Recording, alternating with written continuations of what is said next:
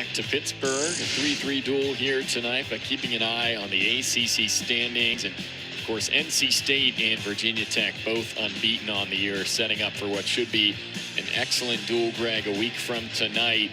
That one will be in Raleigh with what should be a top 15 battle. Yeah, no matter the result here, it should be still down to these two teams coming up next week. But Virginia Tech obviously would like to win here just to be able to put it away. But yeah, should be a lot of fun next week for Virginia Tech and NC State. That leads us to the heavyweight match tonight. It is Hunter Catka for Virginia Tech coming in at number 20 in the country. Geoff Magin has been filling in for Dayton Pitzer. Of course, Pitzer, a guy that has been pretty regularly ranked in the top 15 in his redshirt freshman season, but last wrestled in late January against Colton Schultz of Arizona State. He suffered a shoulder injury and had to take an injury default loss against Schultz. And Geoff Magin has been the guy at the heavyweight ever since for the Panthers. But Greg, the good news we got from Keith Gavin this week is that Dayton Pitzer is still on track to wrestle in the ACC postseason. Yeah, should be able to go live here next week and just get ready to go for the ACCs. But it's always tough, right, too? You're going to come back from injury, and you got to wonder, too, how's the conditioning going to be? How's it going to be feeling to go, hard for, 7 minutes in a match and, against highly, ranked wrestlers, for Pitzer to wrestle a guy like Kaka at the ACC championship. So, he's gonna have his work cut out for him, but it is good that he's gonna be able to at least compete. And for Pitt here, Magin's doing the best he possibly can, right? But you just want to try to avoid bonus, I think, is the biggest thing in this scenario.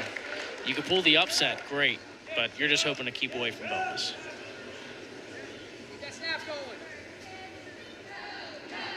Magin did have 11 wins as a reserve upperweight last year for the Panthers.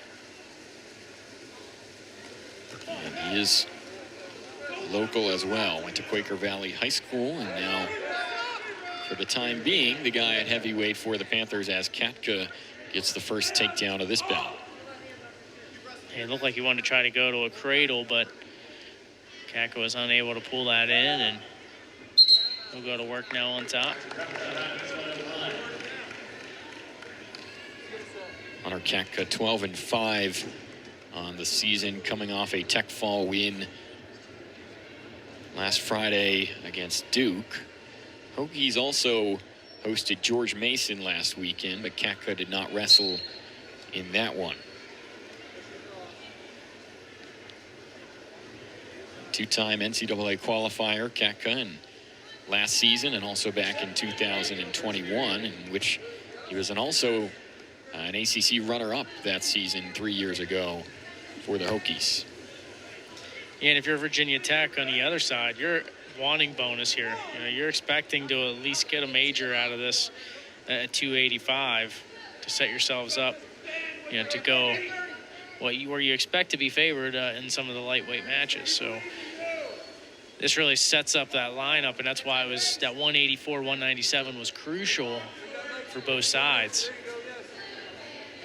And again, certainly that upset win at 184 for TJ Stewart for Virginia Tech is one that swung the momentum their way right from the start tonight. And as you noted, Kaka, an opportunity for potential bonus here with that riding time, potentially adding a point as well. He's in a good spot early. Yeah, got the opening takedown here, inside single. It will come right up with it, and like I said, almost got to a cradle, but unable to finish it, but does get the takedown for 3 and over a minute of riding time in the first. You mentioned the 184. Just quickly, it was a scissors to the head. We mentioned that could have been figure 4 or scissors. We weren't quite sure. Didn't notice it, but it was a scissors to the head. So that's what cost Reese Heller the match at 184. And that one went into sudden victory when that took place. So Stewart gets the win, and now Catka up 4-0 here on Magin, and Katka's riding time as of now sitting at 108. Now in on inside single, switches to the outside, gets the 3, and going right to, stepping right in, bow and arrow, and really trying to get the near fall here, right on the edge of the mat. Magin just trying to pop his shoulder through. Looks like he'll be able to not give up the fall, but 4 near fall points will come. And so Kaka, an opportunity to get his second consecutive tech fall. Mentioned got one last weekend against Duke, and he's now up 11-0. The riding time is up to 1:45 for Hunter Catka. Go optional start, which I thought he may just decide to go ride and potentially try to get a fall and get the near falls for attack. But he's going to go optional and work back on his feet. If you're just tuning in, this is our 3rd match of the night. We started at 184 this evening. Stewart got the win there, and then Max Stout followed up at 197 with the win for Pitt as Kaka goes up now 14-1.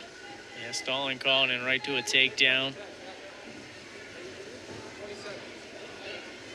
Looking at the time, 20 seconds left. He's going to give the escape, which I thought he might try to ride for the final seconds there, but going to go back in inside single, and takedown here will end the match. And there it is, technical fall, 17-2.